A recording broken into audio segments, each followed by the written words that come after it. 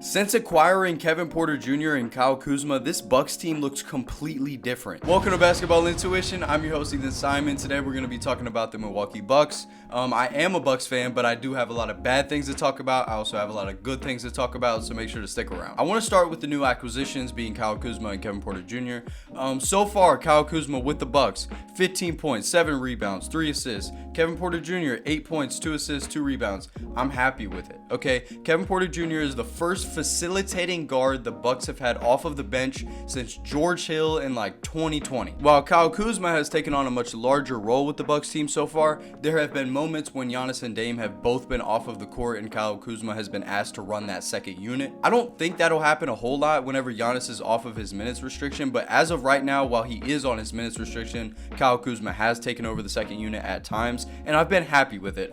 It's much better than having not having Giannis, Dame, or Kyle Kuzma on the floor at any time. So then it's just like Ryan Rollins is out there trying to get buckets, and that's a problem. For the record, I like Ryan Rollins, but he shouldn't have any of Kevin Porter Jr.'s minutes. KPJ should have every single one of his minutes. One of my favorite things about what Kyle Kuzma has brought to the team so far is his ability to get to the free throw line. As a Buck so far, he's getting to the free throw line the most in his career at 4.7 attempts per game, and this also puts the Bucks at 6 in free throw attempts post All-Star break. And a small thing like that, having 3 guys to get to the free throw line very well, being Giannis, Dame, and Kyle Kuzma, really does help the team out. The best example I can put is when the Bucks played the Nuggets in their last game, and the Nuggets shot 11 free throws and the Bucks shot 28 free throws.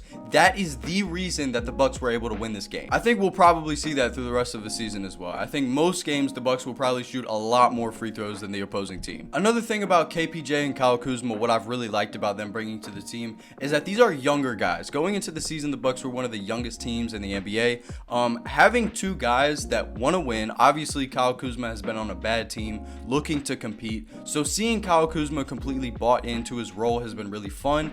Kyle Kuzma is not a bad defender. He has trouble keeping up with guards, as most forwards do, but he can keep up with a forward. He plays solid defense.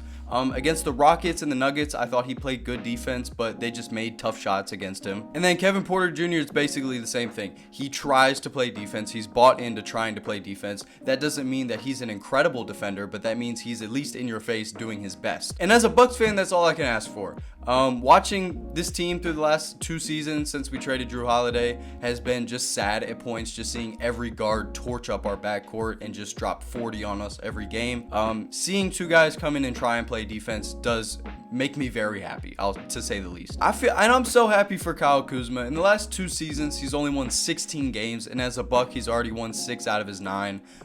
That's got to be a refreshing feeling after being on one of the worst teams in the league for the last 3 seasons. And with these 2 trying to play defense, the Bucks have a top 10 defensive rating so far post All-Star break. I'm not here to tell you that that's going to keep up for the rest of the season, but I'm just saying that it's a good sign to see.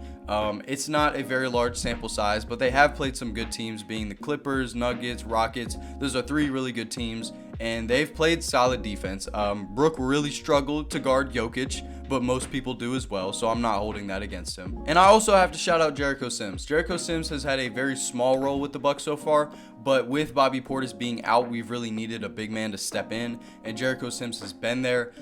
He is nothing offensively. He is like absolutely nothing offensively other than catching a lob here and there. I've liked the KPJ and Jericho Sims pick and roll. It's very fun when KPJ can put a lob up there for him to go get. It is very fun when it happens. It's not very often, but it was fun. I think that as soon as Bobby Portis gets back, he probably won't play many minutes at all. But as of right now, we need it because Bobby is out. If you're still here enjoying the video, make sure to hit that like button. It helps a small channel like myself out quite a lot. I also want to know that Bobby Portis' suspension is also like twice as long as Miles Bridges' suspension back in the day. I'm not going to say why because I don't know if I'm allowed to talk about that on YouTube, but if you know, you know. And like I said, Kyle Kuzma is completely bought in on the offensive side. One of my favorite things about what he's done on the offensive side so far is it feels very often he is passing and setting a screen, which I love. If you know me, if you've watched the channel, you know how much I love off-ball movement and how much that means to me as a I guess as a watcher, analyst, whatever you want to call me, I love off-ball movement, and I think it's one of the most important parts of having a good offense. And I also think that Doc Rivers has done a great job for generating good looks for our shooters.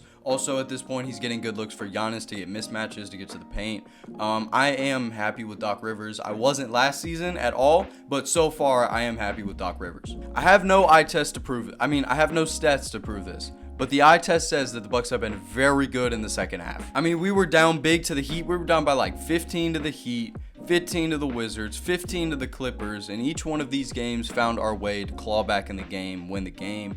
The Nuggets, we were down at points, but it was close, so I'm not going to consider that a comeback at all. But when this team gets momentum, it's so hard to stop them. I mean, when the Bucks have momentum, AJ Green is pulling up from the logo. Dame is also pulling up from the logo. Giannis is Euro stepping from the 3-point line. And Jericho Sims is catching lobs. And KPJ is trying to cross somebody over. Like, whenever these boys get going, it's very hard to stop. And it's just, how consistent can this offense be? I feel like they've done a good job so far, but I just need to see them keep doing that. Now, I want to talk about Giannis and Dame specifically, a little bit of Brook Lopez too, but this main section right here is going to be about Giannis and Dame. And like I mentioned, Giannis is on this minutes restriction from that left calf strain.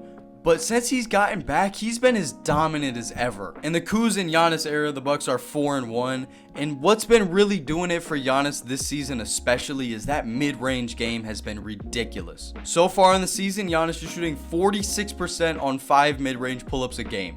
I mean, that it changes everything offensively for Giannis. I looked for an example and I couldn't find it for some reason, but like there was a moment, I think it was the Nuggets game, where Giannis was taking these pull-up jumpers, and then Jokic, I think it was Jokic, it might have not even been the Nuggets. I might have it all skewed in my brain because I watched a lot of Bucks games that day.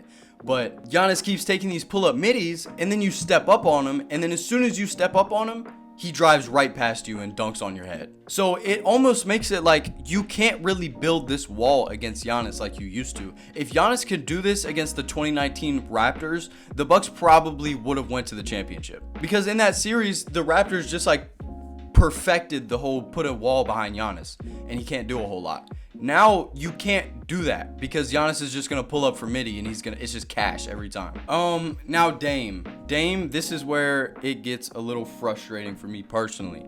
Damian Lillard has been so wishy-washy when I watch him, but you look at his stats and his stats are like cool, and it doesn't seem like a problem. But when you actually watch Dame this season, like, I get very frustrated. I understand that he's going to take deep threes and he's going to be Damian Lillard, but he forces way too many shots. And whenever he's not making shots, he just goes straight to foul baiting instead of being aggressive. There was moments through the Rockets game and the Clippers game where he was being aggressive, not trying to draw this foul. He was going at Amen Thompson, Ben Simmons, all these defenders. He was going at them, at their chest, instead of trying to draw contact.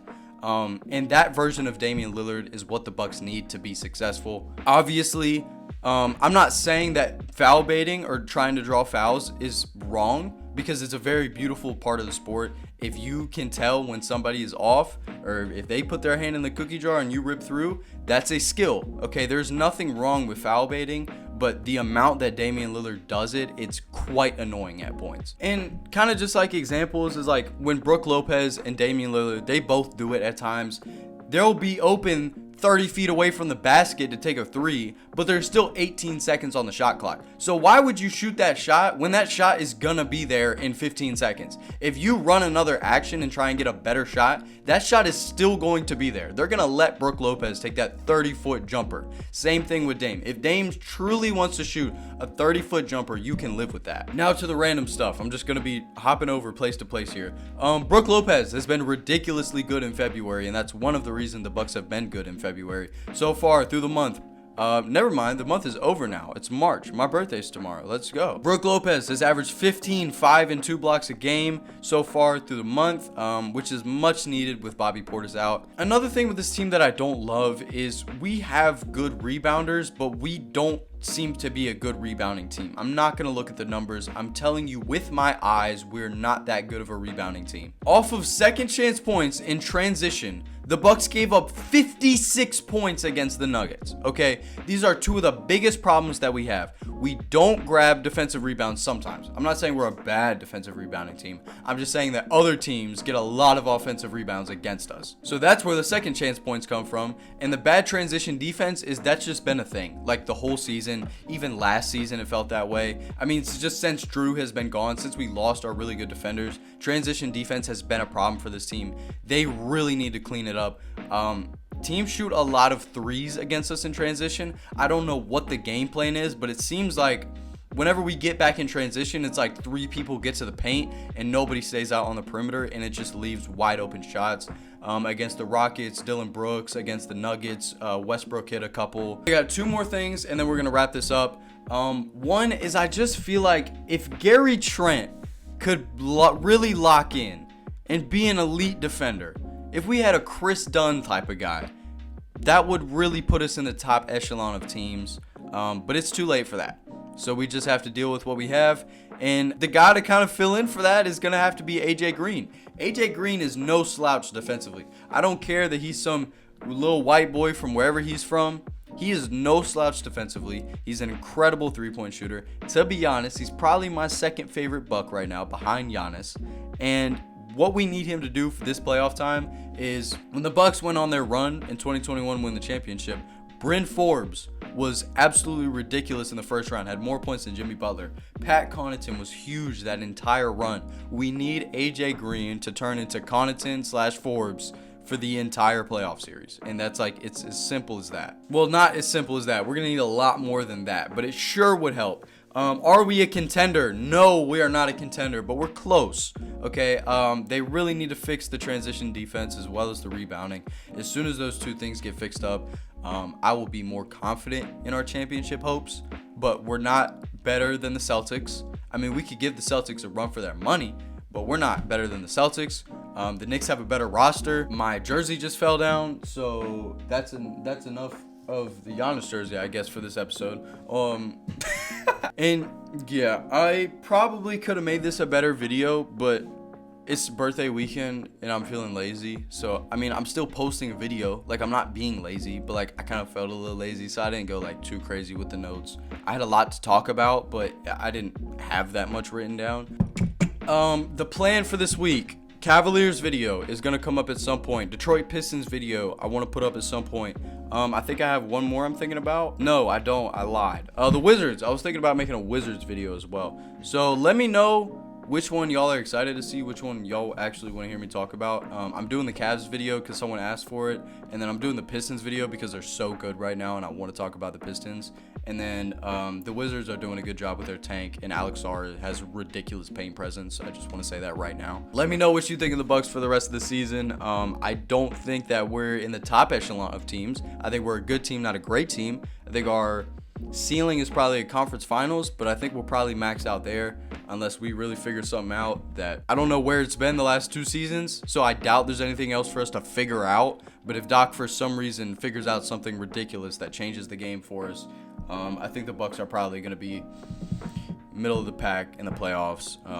And that it is what it is. You know, we got our championship in the Giannis era. It'd be nice to get another one, but he was hurt for the next 3 upcoming seasons or 4 upcoming seasons after we won the championship. So what can you really do about it? You can't even blame that on the franchise. You can't blame that on Drew. You can't blame that on Chris. Giannis has not been healthy come playoff time, so that it is what it is. I appreciate you staying in the video. I don't even know why you did, but thank you. Go ahead, hit the like and the sub, and I'm gonna see you in the next video. Peace out.